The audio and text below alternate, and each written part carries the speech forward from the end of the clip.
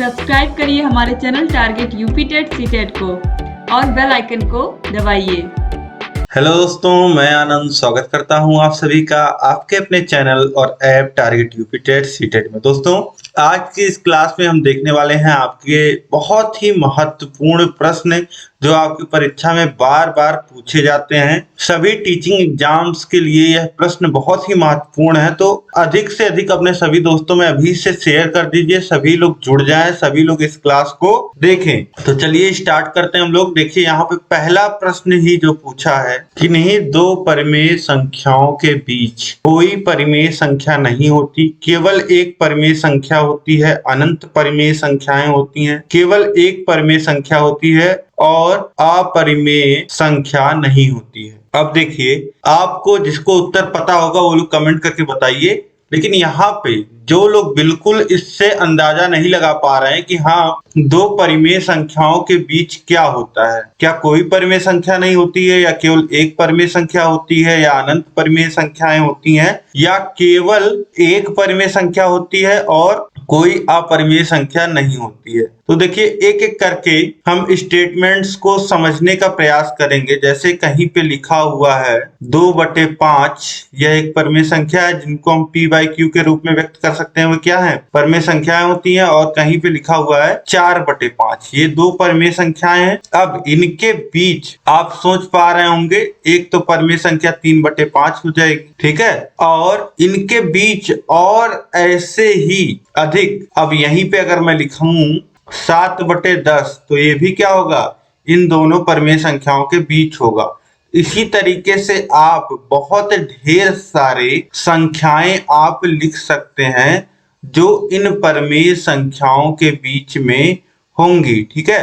तो अनंत संख्याएं आप देखोगे कि आप अनंत संख्याएं लिख पाओगे इन दोनों परिमेय संख्याओं के बीच, ठीक है। तो अनंत परिमेय संख्याएं होंगी, ठीक है। तो ऑप्शन सी जो हो जाएगा वह बिल्कुल सही हो जाएगा। अगर अपरिमेय संख्याओं की भी बात करें किन्हीं दो परिमेय संख्याओं के बीच, तो वह भी क्या होंगी? वह भी अनंत होंगी, ठीक है। अब इसके बाद अगला प्रश्न हम देखते हैं। पाई है एक विषम भिन्न, एक सम भिन्न, एक अभाज्य संख्या, एक अपरिमेय संख्या।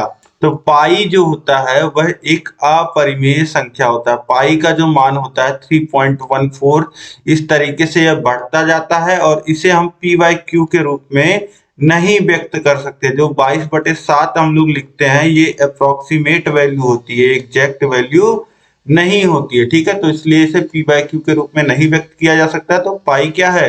एक अपरिमेय संख्या है। इसके बाद देखिए संख्या 3, दो सह अभाज्य संख्याओं का महत्तम समापवर्तक होगा। सह अभाज्य संख्याएं देखिए कौन सी संख्याएं होती हैं। जैसे मैं कहूं 9 और 14, तो 9 के अगर गुणनखंड हम लोग लिखेंगे, 1 लिखेंगे, इसमें 2 नहीं लिखेंगे, 3 लिखेंगे, और 4, 6 ये सब नहीं, फिर सीधे 9, ठीक। इसी तरीके से 14 के लिखेंगे, 1 लिखेंगे, 2 लिखेंगे, 3 नहीं, 4 नहीं, 5 नहीं, 6 नहीं, 7, फिर 14, ठीक। तो इनसे ये संख्याएं कटती हैं, ठीक। अब दो सह अभाज्य, दो संख्याएं आपस में सह अभाज्य संख्याएं कब कहलाती हैं? जब उनके गुणनखंडों में केवल एक ही कॉमन होता है और कोई नहीं। केवल एक संख्या की बात की जा रही है, ठीक है, और कोई संख्या कॉमन नहीं होती है, ठीक है। एक के अलावा और कोई ऐसी संख्या नहीं होती है जिससे दोनों कटते हो। सिंपल बात यह है कि ऐसी कोई संख्या नहीं होती है एक के अलावा जिनसे ये दोनों संख्याएं कटती हों। तो ऐसे अगर संख्या का महत्तम समापवर्तक हमको निकालना हो, तो देखिए पहले तो हम समापवर्तक निकालते हैं। समापवर्तक क्या होता है? जिनसे वो दोनों संख्याएं कटती हों, ठीक। और उसके बाद महत्तम मतलब सबसे बड़ा वह समापवर्तक, ठीक है। तो अब यहाँ पे तो पहले आपको समापवर्तक ही नहीं मिल रहा है, समापवर्तक केवल एक मिल रहा है आपको, ठीक है। तो उससे एक को आप चाहे सबसे बड़ा करिए, छोटा करिए, एक ही बात है। तो दो सह अभाज्य संख्याओं का महत्तम समापवर्तक हमेशा एक होता है, यह ध्यान रखिएगा। दो सह अभाज्य, अगर उनमें कोई ऐसा कॉमन संख्या नहीं है जो उन सभी संख्याओं को काट रहा हो, उन दोनों संख्याओं को काट रहा है, तो कौन सी संख्या काटेगी? एक काटेगी, वही समापवर्तक होगी, वही महत्तम समापवर्तक होगी। तो ऑप्शन बी जो हो जाएगा यह बिल्कुल सही हो जाएगा। इसके बाद देखिए प्रश्न संख्या 4 है, दो संख्याओं का महत्तम समापवर्तक 35 और उनका लघुत्तम समापवर्तक 525 है। यदि इनमें से एक संख्या 175 है तो दूसरी संख्या है। अब महत्तम समापवर्तक और लघुत्तम समापवर्तक जो मैंने आपको पढ़ाया है, जिसने नहीं पढ़ा है क्लासेस अगर देखना चाहता है तो नीचे डिस्क्रिप्शन में लिंक दिया गया है, मैथ्स के सामने का लिंक आप क्लिक करिएगा, वहां पे क्लासेस मैंने आपके लिए ले रखी हैं, ठीक है। तो वहां पे आपको बहुत अच्छे से समझ में आएगा। अब देखिए क्लास में मैंने आपको फॉर्मूला बताया था कि जो दो संख्याओं का माशा और लासा होता है वह दोनों संख्याओं के गुणनखंड के बराबर होता है। यानी कि पहली संख्या गुणे दूसरी संख्या बराबर होता है दोनों संख्याओं का लासा गुणे दोनों संख्याओं का मासा। ठीक, ये आप समझ पा रहे होंगे। अब यहाँ पे देखिए आपको दिया गया है पहली संख्या कितनी है 175, दूसरी संख्या आपसे पूछ रहा है, मान लेते हैं x है, और देखिए लासा आपको दिया गया है 525 और मासा दिया गया है 35। यही फॉर्मूला बस लगा के आपको निकाल लेना है, यहाँ पे और कुछ नहीं करना है ज्यादा। अब देखिए यहाँ से x बराबर लिख सकते हैं 525 गुणे 35 बटे 175। अब 175 को 25 से काटेंगे तो 7 बार में, कितनी बार में कटेगा? 7 बार में कट जाएगा। और 525 को काटेंगे तो 2 और 1 21 बार में कट जाएगा। फिर 21 को 7 से काटेंगे तो 3 बार में कट जाएगा और 3 का गुणा हो जाएगा 35 में, 3 गुणे 35 बचा तो ये हो जाएगा 105। तो वैल्यू कितनी आ जाएगी? दूसरी संख्या की जो वैल्यू आ जाएगी वह 105 आ जाएगी। ऑप्शन डी जो हो जाएगा यह बिल्कुल सही हो जाएगा। अब इसके बाद नेक्स्ट क्वेश्चन हम देखेंगे। देखिए बिल्कुल आसान सा क्वेश्चन है, सरल करना है सीधे। देखिए सरल करने वाले क्वेश्चंस में हम क्या करते हैं, सीधे जो भी क्वेश्चन दिया रहता है उसको डायरेक्ट नहीं हल करने लगते हैं। हम लोग देखते हैं कि क्या ट्रिक लग सकता है, किससे हमारा कैलकुलेशन आसान हो जाता है। ठीक है, तो कॉम्पिटेटिव एग्जाम में आपको क्या करना होता है, समय बचाना होता है और जल्दी से किसी क्वेश्चन को हल करना होता है। तो यहाँ पे आप देखेंगे 5.47 का गुणा 5.47 में हो रहा है और उसमें से घट रहा है 4.3 का गुणा 4.3 में हो रहा है और बटे में है 0.94। तो देखिए दो संख्याओं का आपस में गुणा हो रहा है, फिर उसके बाद समान संख्या है। तो इस तरीके से आपको कुछ रूप दिख रहा होगा, a इंटू ए फिर माइनस बी इंटू बी। अब यहां से थोड़ा और दिमाग आप चलाओगे तो ये देखिए ए स्क्वायर माइनस बी स्क्वायर का फॉर्म है और यह आपने फॉर्मूला पढ़ रखा होगा। ये एक ब्रैकेट में होता है a प्लस बी और दूसरे ब्रैकेट में होता है a माइनस बी। यही फॉर्मूला आप अंश में लगा दीजिए। ठीक है, तो अंश में आप क्या लिख सकते हैं, a की जगह है देखिए 5.47, तो एक ब्रैकेट में लिख दीजिए 5.47 धन b की जगह कितना है 4.53, तो a धन b हो गया एक ब्रैकेट में और दूसरे ब्रैकेट में हो गया 5.47 माइनस बी यानी कि 4.53। फिर बटे में जो है उसको वैसा रहने दीजिए 0.94। अब देखिए इसको सॉल्व करेंगे।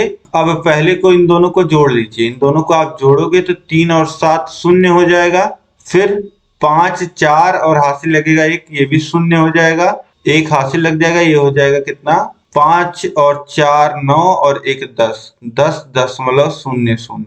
फिर इनटू, अब घटाइए, यहां से घटाएंगे आप, देखिए यह 5.53 होता तो 1 आपको मिलता, 4.53 घट रहा है।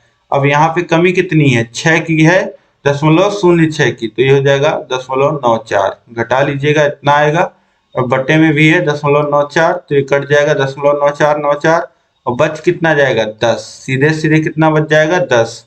तो इसको सॉल्व करोगे आप तो कितना आ जाएगा 10 आ जाएगा। ठीक है, तो आसानी से इस तरीके से आप फॉर्मूले के माध्यम से कर सकते हैं। अब इसके बाद नेक्स्ट क्वेश्चन हम देखेंगे। यहाँ पे भी देखिए आपको सॉल्व करना है, 2.5 में से घट रहा है 1/3.25 माइनस 2.5 बटे में है 0.7 धन 0.5। ठीक है, इतना हल करना है। तो यहाँ पे सबसे पहले हम क्या करेंगे, सबसे पहले हर को हल करेंगे। ये जो हर में दिया है सबसे पहले इसे हल करेंगे, फिर उसके बाद इसको हल कर लेंगे, फिर 2.5 में से घटा लेंगे। ठीक है, तो इस तरीके से यह आसानी से हो जाएगा। ठीक है, तो अब चलिए देखते हैं किस तरीके से करना है। देखिए, सॉल्व करेंगे तो 2.5 में से घटाएंगे, 1 के बटे में है 3.25, फिर माइनस 2.5 के बटे में है, देखिए इसको जोड़ेंगे तो ये आधा और पौना, ये कितना हो जाएगा 1 का सवा। ठीक है, यानी कि 1.25। अब 1.25 से 2.5 काटेंगे, 2 बार में कट जाएगा। ठीक, अब ये हो जाएगा 2.5 माइनस 1 बटे 3.25 माइनस 2, तो ये कितना आ जाएगा 2.5 माइनस 1 बटे 1.25। इसे कितना लिख सकते हैं 2.5 माइनस, अब ऊपर नीचे अगर हम लोग 100 से गुणा कर दें तो ऊपर 1 में 100 का गुणा होगा 100 हो जाएगा, और ये हो जाएगा 125। अब काट दीजिए 25 से, तो 4 बार में, ये 5 बार में कट जाएगा, और 5 से भाग देंगे 4 में तो आ जाएगा 0.80, और घटाएंगे 2.5 में से घटा लेंगे अगर 0.8, तो ये कितना आ जाएगा 1.70। तो ऑप्शन बी में दिया है, देखिए 1.70 है, बिल्कुल सही हो जाएगा। इसके बाद देखिए प्रश्न संख्या 7 है, एक संतरे का मूल्य 5.5 रुपया तथा 1 किलोग्राम सेब का मूल्य 80 रुपए है, तो 1.5 दर्जन संतरे और 1 और 3/4 किलोग्राम सेब का मूल्य होगा। यहाँ पे देखिए आपको किन चीजों का ध्यान देना है। एक संतरे का मूल्य दिया गया है, ठीक है, संतरे का जो मूल्य दिया गया है वह दर के कितना संतरा है इस हिसाब से दिया गया है। सेब का मूल्य देखिए किलो के हिसाब से दिया गया है, और आपको अलग अलग यूनिट में जैसे दर्जन में, ठीक है, और यहाँ पे 1 और 3/4 इसमें फंसाने की कोशिश किया गया है ताकि आप कैलकुलेशंस में गलती करो, लेकिन आपको बहुत ही समझदारी से कैलकुलेट करना है। देखिए क्या क्या लिया गया है, किसका किसका दाम आपसे पूछ रहा है। 1.5 दर्जन संतरे, 1.5 दर्जन, 1.5 का मतलब होता है 1 और आधा दर्जन संतरे, तो 1.5 दर्जन, तो कुल कितने संतरे लिए गए होंगे 1.5 गुणे 12। ठीक है, क्यों, क्योंकि 1.5 और दर्जन, दर्जन में होते 12, इतने संतरे लिए गए हैं। ठीक, अब इतने का मूल्य अगर हमको निकालना है संतरे का मूल्य, तो कैसे निकालेंगे। 1.5 दर्जन संतरों का मूल्य निकालने के लिए अब देखिए 1 सही 1/2 को हम लोग कितना लिख सकते हैं 3/2, 1.5, इसी का मतलब हुआ, फिर गुणे 12, फिर एक संतरे का मूल्य कितना है 5.5 रुपए, 5.5 रुपए, यानी कि 5 और आधा, यानी कि जिसे लिख सकते हैं 11/2।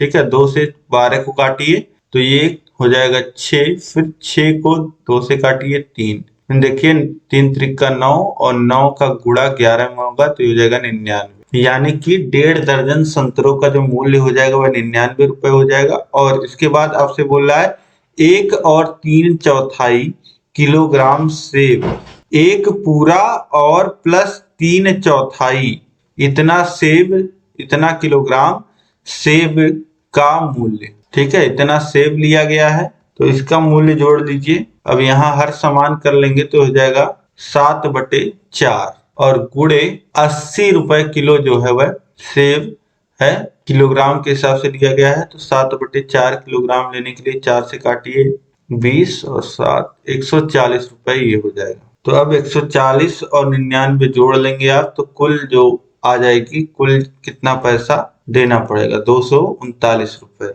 ठीक है, ऑप्शन सी जो हो जाएगा यह बिल्कुल सही हो जाएगा।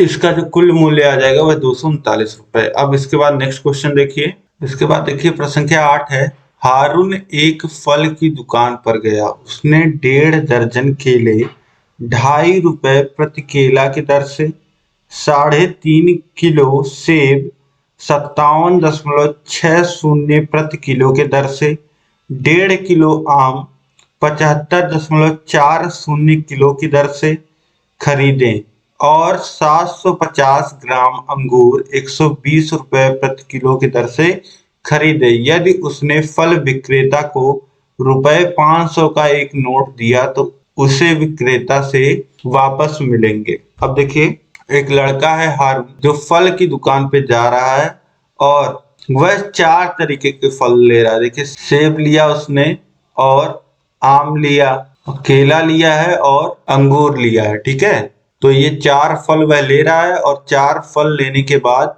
500 रुपए की नोट दुकानदार को दे रहा है। पूछ रहा है यहाँ पे प्रश्न में कि विक्रेता जो फल वाला है वह उसे कितने रुपए वापस करेगा। तो यह निकालने के लिए आप क्या करेंगे, चारों आइटम उसने जितने खरीदे हैं, अब सभी आइटम कितना लिया है और किस रेट में वह मिल रहा है यह आपको दिया गया है। तो कितने में उसने चारों आइटम खरीदा यह आप निकाल लोगे और उसके बाद 500 में से माइनस कर दोगे तो आपको पता चल जाएगा कि विक्रेता उसे कितना वापस करेगा। ठीक है, तो इस तरीके से कैलकुलेट कर सकते हैं। चलिए कैलकुलेट करते हैं, देखते हैं। देखिए, सबसे पहले उसने क्या लिए हैं, केले लिए हैं। तो केलों का कैलकुलेट करते हैं हम लोग। केलों का दाम जो हो जाएगा वह हो जाएगा, अब देखिए 2.5 रुपए के हिसाब से एक केला उसने लिया है और उसने 1.5 दर्जन केले लिए हैं। 1.5 दर्जन मतलब कि 1 और आधा दर्जन, 1 दर्जन में 12 और आधा दर्जन में 6, तो 1.5 दर्जन में कितने हो जाएंगे, 12 धन 6, 18 केले और एक केला 2.5 रुपए का। तो 18 दूनी 36 और 9 कितना हो जाएगा, 45। ये 45 रुपए का उसने केला लिया है।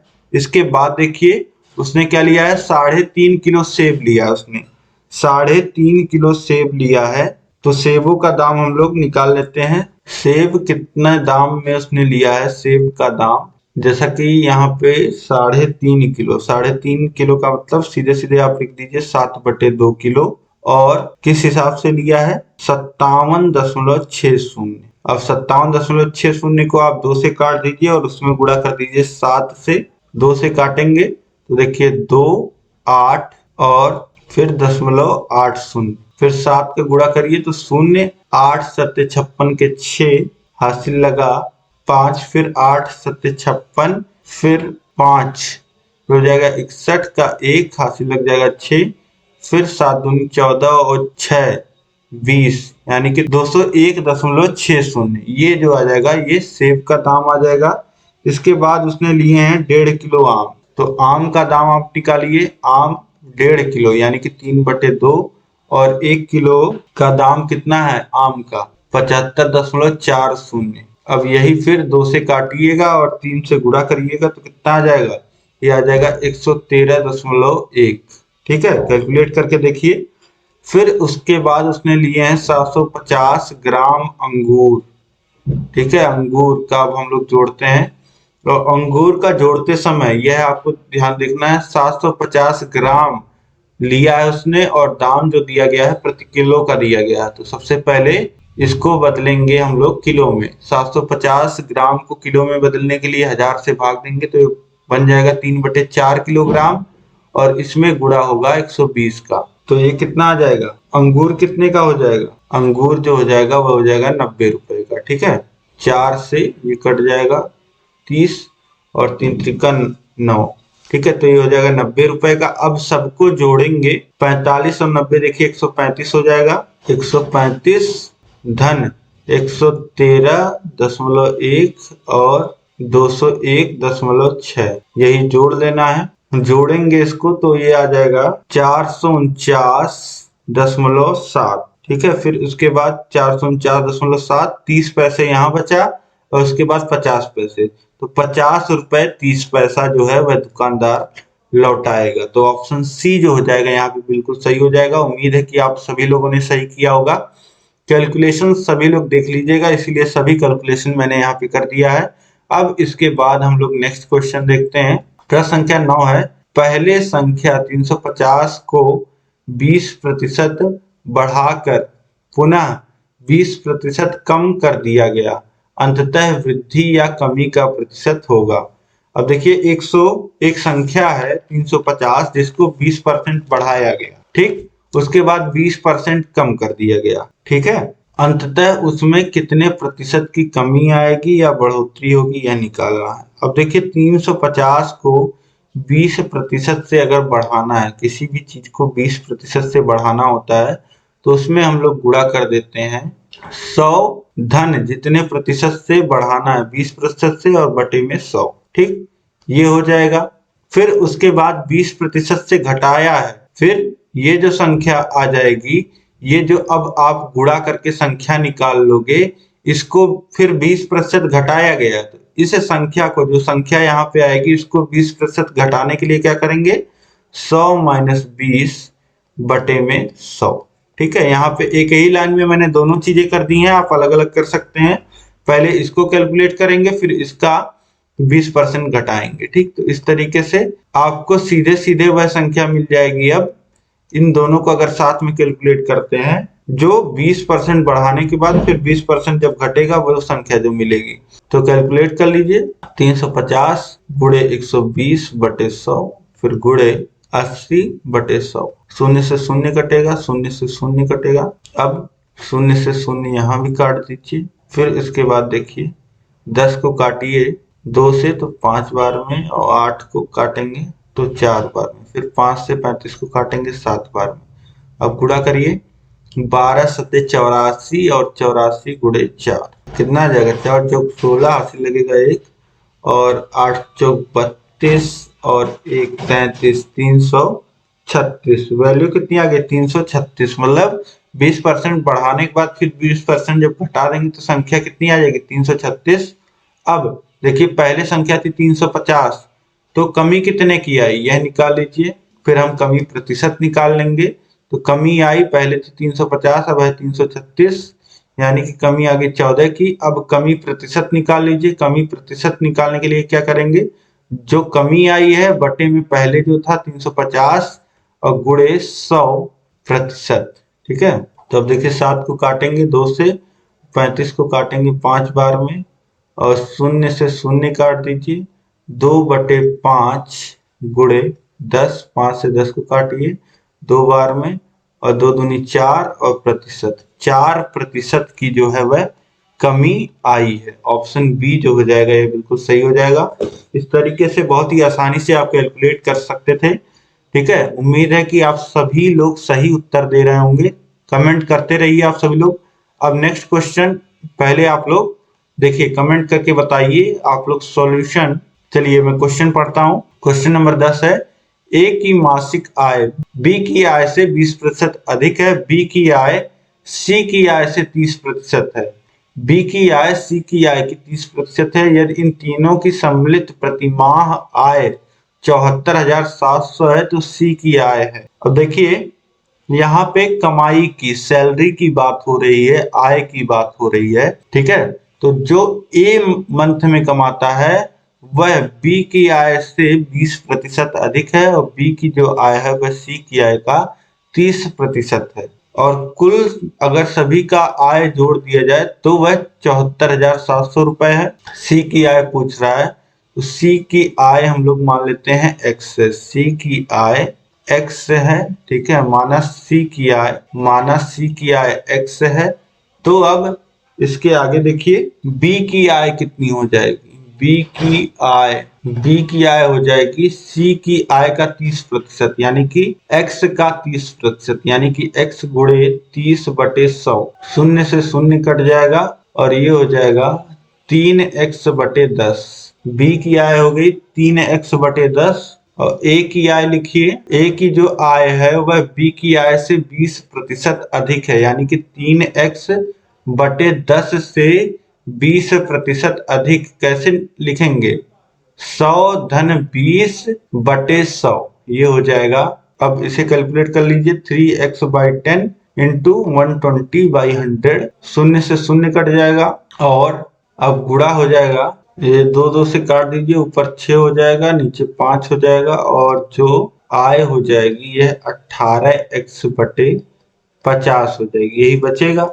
अब देखिए तीनों आय हमको मिल गई। सी की आय x है, बी की आय 3x/10 है, और ए की आय 18x/50 है। तीनों का योग हमको दिया गया है, यानी कि x धन 3x/10 धन 18x/50 बराबर हमको दिया गया है 74,700। अब देखिए एक समीकरण है और एक अननोन है, आप बहुत ही आसानी से निकाल सकते हैं। चलिए सॉल्व कर लेते हैं। यही समीकरण है। अब यहाँ पे हर बराबर कर लीजिए, सबका हर 50 कर लीजिए। तो इसका हर तो पहले से 50 था और यहाँ 10 था, तो यानी कि यहाँ 5 से गुणा हो जाएगा, ये हो जाएगा 15x। और यहाँ पे देखिए कुछ भी हर में नहीं था, तो ये हो जाएगा 50x बराबर 74,700। अब सभी x को जोड़ लीजिए, तो ये हो जाएगा 15 15 30 और 3 83। ये हो जाएगा 83x बराबर 74,700 गुणे 50 और x की वैल्यू निकालिए, तो ये आ जाएगा 74,700 गुणे 50 बटे में 83, उधर गुणे में है, इधर बटे में आ जाएगा। 83 से काटेंगे 747 को, तो 9 बार में कट जाएगा। ठीक है, 9 बार में पूरा पूरा कट जाएगा।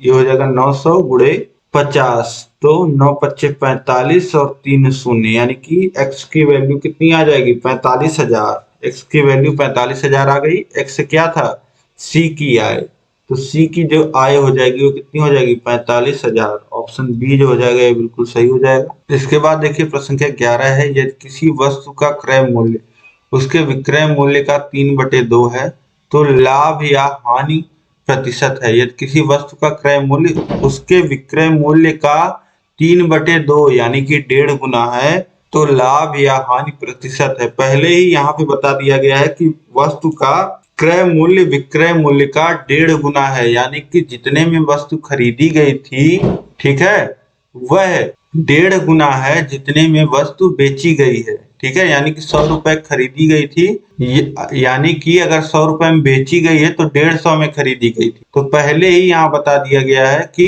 जो क्रय मूल्य है वह ज्यादा है, क्रय मूल्य ज्यादा है। तो यहाँ से अब हम क्या करेंगे, यहाँ से देखिए सबसे पहले हम लोग अगर मान लेते हैं कि विक्रय मूल्य x है, विक्रय मूल्य जो है x है, तो क्रय मूल्य क्या हो जाएगा, क्रय मूल्य 3/2 गुना है, तो क्रय मूल्य हो जाएगा 3/2 गुणे x, यानी कि 3x/2। ठीक, तो ये हो जाएगा क्रय मूल्य। इसके बाद देखिए अब जब क्रय मूल्य ज्यादा है तो हानि होती है, आपको पता है। फिर तो हानि कितना हो जाएगा, जितने में खरीदा गया था उसमें से घटा देते हैं हम लोग विक्रय मूल्य, तो हो जाएगा x/2, ये आ जाएगा हानि। और इसके बाद हानि प्रतिशत अगर हमें निकालना है तो हानि और लाभ आपको पता है निकाला जाता है किस पे, क्रय मूल्य पे। तो ये हो जाएगा 3x/2 और गुणे 100। तो देखिए 2 से 2 कट जाएगा, x से x कट जाएगा और बचेगा कितना 100/3 यानी कि 33, जिसे लिखा जा सकता है 33 सही 1/3 प्रतिशत हानि। इतने प्रतिशत की हानि हुई है, तो 33 सही 1/3 प्रतिशत हानि हुई है। ठीक है, तो ऑप्शन बी जो हो जाएगा वह बिल्कुल सही हो जाएगा। इसके बाद देखिए दोस्तों प्रश्न संख्या 12 है, एक ताजा मछली को सुखाने पर उसका भार 1/3 रह जाता है। सुनीता 1500 किलो ताजा मछली 25 रुपए प्रति किलो के भाव से खरीद कर उसको सुखाकर 80 रुपए प्रति किलो के भाव से बेच देती है, इस प्रकार वह कमाती है। तो देखिए ताजा मछली को बताया गया है कि अगर मान लेते हैं 3 किलो मछली सुखाई जाती है तो वह कितनी किलो रह जाती है, 1 किलो रह जाती है, या 1/3 हो जाती है। और 1500 किलो मछली जो है वह खरीदा गया है 125 रुपए प्रति किलो के भाव से। ठीक है, और उसे सुखा करके 80 रुपए प्रति किलो के भाव से दर से जो है बेचा जा रहा है। तो अब इसके बाद क्या फायदा मुनाफा होगा, कितना कमा रही है वो, यह पूछा गया है। ठीक है, तो चलिए देखते हैं। देखिए सबसे पहले 1500 किलो मछली खरीदने में कितनी लागत आई होगी, लागत अगर हम लोग निकालें तो लागत जो आई होगी वह 1500 गुणे 25। ठीक, यह निकालेंगे तो ये आएगा, देखिए 2 शून्य लिख दीजिए, 25 पच्चे 125 और 25 से 25 और 12 हो जाएगा 37,500 रुपए लागत आएगी। फिर उसके बाद देखिए 1500 किलो मछली जो है वह सूख कर कितना रह जाएगी, सुखाने के बाद अगर हम लोग लिखना चाहें, सुखाने के बाद जो भार रह जाएगा, ठीक है, वह कितना रह जाएगा, वह रह जाएगा 1/3 1500 का। ठीक है, यानी कि 500 किलो।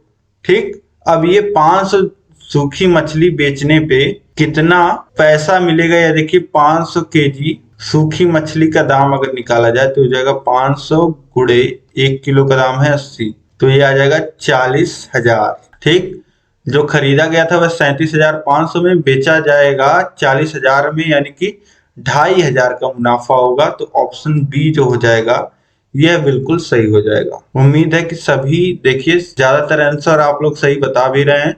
अब इसके बाद नेक्स्ट क्वेश्चन हम देखेंगे। क्वेश्चन नंबर 13, साधारण ब्याज की किस दर से किसी धन का 10 वर्ष का ब्याज उस धन का 2/5 होगा। अब कोई धन है, कोई मूलधन है, कोई प्रिंसिपल मूलधन, कोई मूलधन है जो शुरू में धन होता है, जिसको लगाया जाता है, जिसपे ब्याज काउंट होता है। ठीक है, तो उस धन को हम लोग क्या कहते हैं, मूलधन, प्रिंसिपल पी बोलते हैं शॉर्ट फॉर्म में। तो अब कोई धन पी है, उसे साधारण ब्याज की किस दर से 10 वर्ष पर उसका ब्याज जो हो जाएगा वह 2/5 हो जाएगा। ठीक है, यह पूछा जा रहा है आपसे, बेसिकली दर पूछा जा रहा है। ठीक है, तो अब देखिए साधारण ब्याज, सिंपल इंटरेस्ट का जो फॉर्मूला होता है वह होता है PRT/100।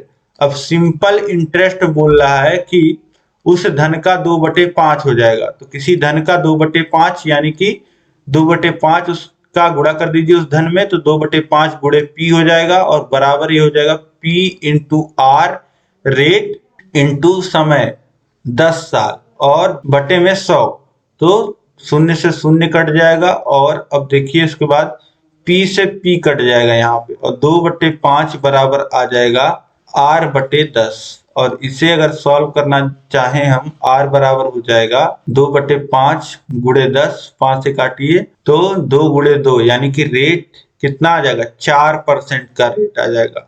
R जो आ जाएगा, दर जो आ जाएगी वह 4% की आ जाएगी। ऑप्शन यहाँ पे देखिए, ऑप्शन ए जो हो जाएगा यह बिल्कुल सही हो जाएगा। इसके बाद देखिए प्रश्न संख्या 14 है, एक व्यक्ति ने बैंक से कुछ रुपया 15% वार्षिक ब्याज से दर से उधार लिया। अगर 3 साल बाद वह 7,250 वापिस करता है तो उसने कितना रुपया उधार लिया था।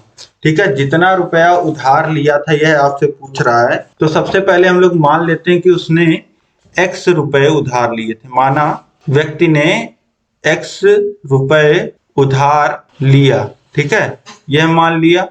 फिर आपको रेट जो है वह दर दिया गया है 15% का, और समय जो दिया गया है वह 3 वर्ष का दिया गया है। और जो उसने धन लौटाया है, यानी कि मिश्र धन, उसने जो धन लौटाया होगा उस धन पे आप ध्यान रखिए, उस धन में क्या क्या होगा, उस धन में जितना धन उसने लिया था वह होगा, और उसका ब्याज होगा। ठीक है, वह लौटा रहा है पूरा धन, तो उसमें ब्याज होगा। ठीक है, ब्याज प्लस मूलधन, ठीक है, ये होगा। तो अब देखिए मिश्र धन कितना है, 7,250 रुपए है। और ब्याज हम लोग कैसे कैलकुलेट करते हैं, जो मूलधन होता है P इंटू आर, रेट कितना है, यहाँ पे रेट है 15% का, तो यहाँ पे लिखेंगे P इंटू 15 इंटू टाइम 3 वर्ष और बटे में 100, और मूलधन हमें नहीं पता है, तो मूलधन को यहाँ पे देखिए हमने माना है, मूलधन को हमने x माना है, तो यहाँ पे P की जगह क्या लिखेंगे, x लिख लेंगे। x इंटू 15 गुणे 3/100 धन x। ठीक, अब इसी को हमको सॉल्व कर लेना है। यहाँ से x की जो वैल्यू हमको मिल जाएगी, आप सॉल्व करिए। x बराबर लिख सकते हैं 7250 गुणे 100 और बटे में 145। ठीक है, ये भी x हमने जोड़ लिया 45x से और 100x से। ठीक है, 145 बटे में आ जाएगा। इसको सॉल्व करोगे आप, x की जो वैल्यू मिल जाएगी आपको वह 5000 मिल जाएगी। ठीक है, यानी कि जो उसने रुपए उधार लिए थे वह 5000 रुपए उधार लिए थे, x की वैल्यू आ जाएगी। ऑप्शन ए जो हो जाएगा बिल्कुल सही हो जाएगा। अब इसके बाद नेक्स्ट क्वेश्चन देखिए, प्रश्न संख्या 15 है, एक कोण का संपूरक कोण उसके कोटपूरक कोण का 3 गुना है तो कोण है। एक कोई कोण है, उसका संपूरक कोण जो है उसके कोटिपूरक कोण का 3 गुना है।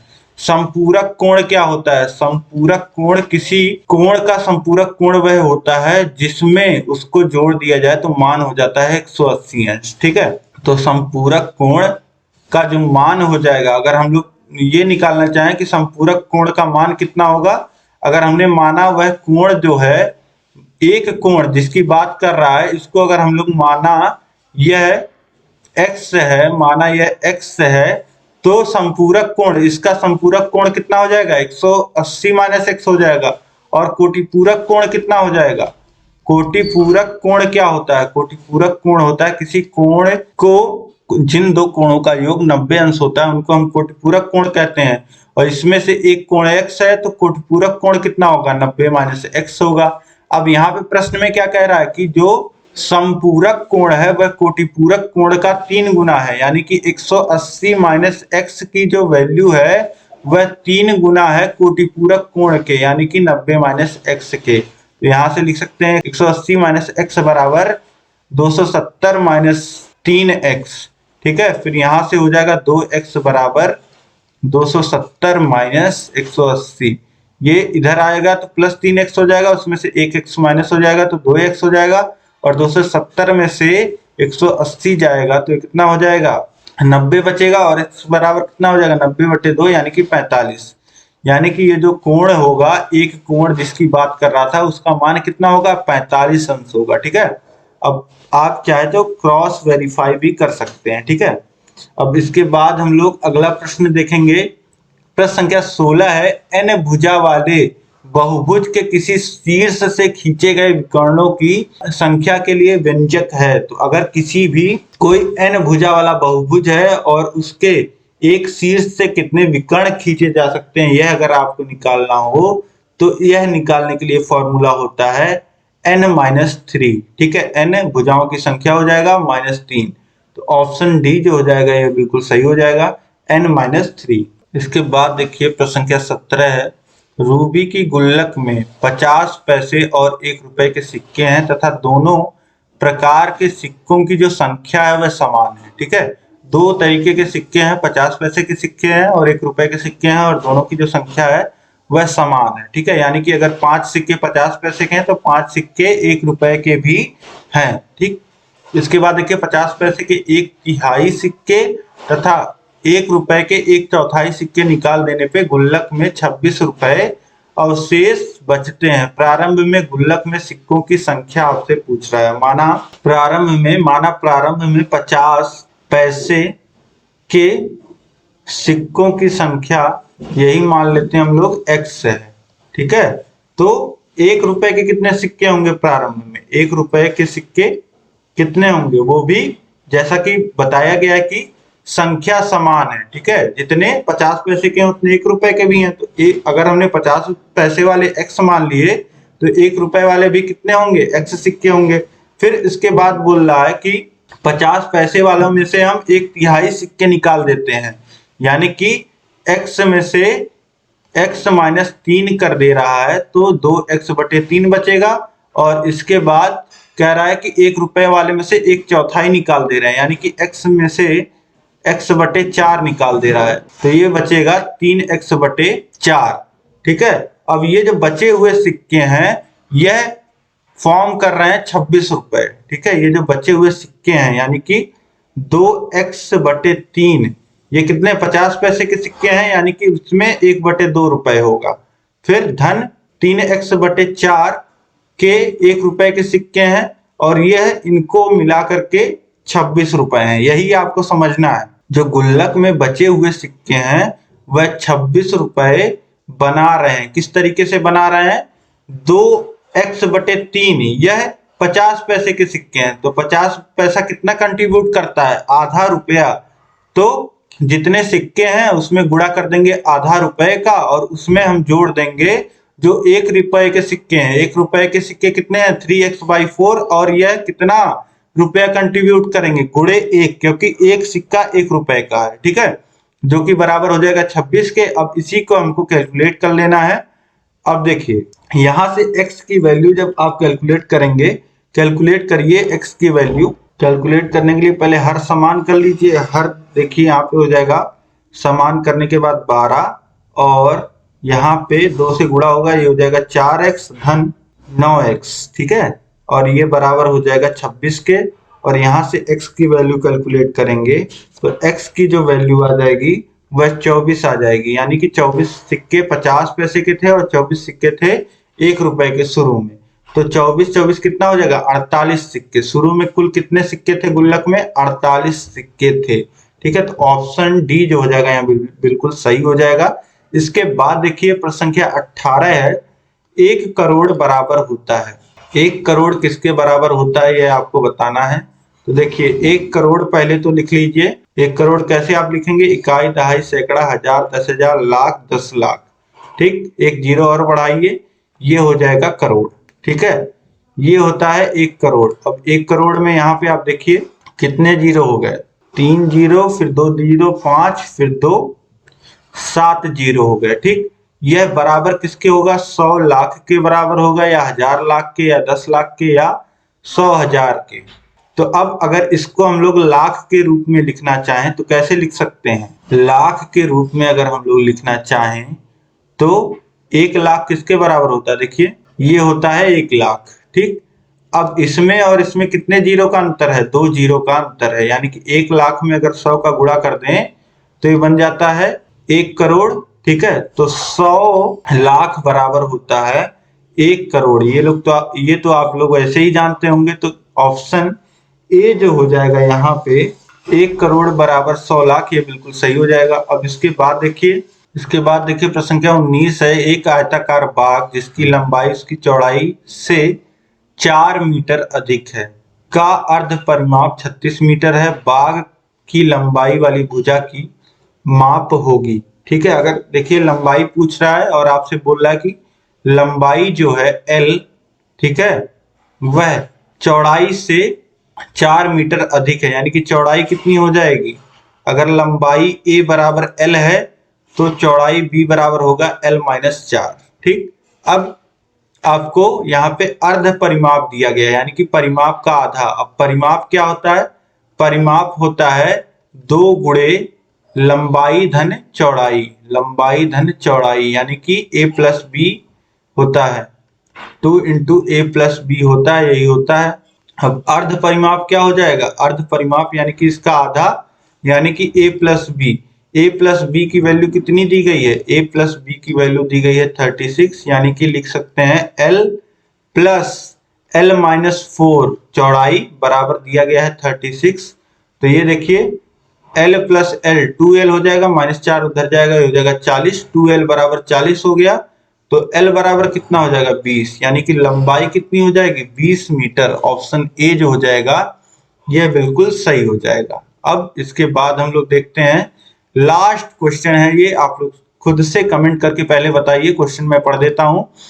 8.2 सेंटीमीटर लंबी प्रत्येक भुजा वाले वर्ग का परिसीमा क्या है। परिसीमा या परिमाप जिसे हम लोग बोलते हैं, देखिए पूछा हुआ प्रश्न है, बहुत ही आसान है।